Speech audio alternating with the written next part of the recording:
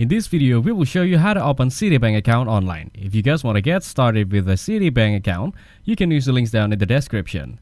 First, go to the Citibank website and click on Open an Account in the top menu bar. Then, select the type of account you want to open, such as checking account, savings account, or a specific relationship tier account.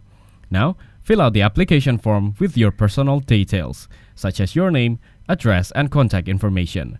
Upload the required documents to verify your identity, such as passport, driver's license, or national ID card. Review the information you've provided and submit your application. Wait for Citibank to review your application. This might take a few minutes to a few days. Once your account is approved, you can fund it by transferring money from another account or depositing a check. So, that's how to open a Citibank account online. Make sure to use the links down in the descriptions to get started with Citibank account.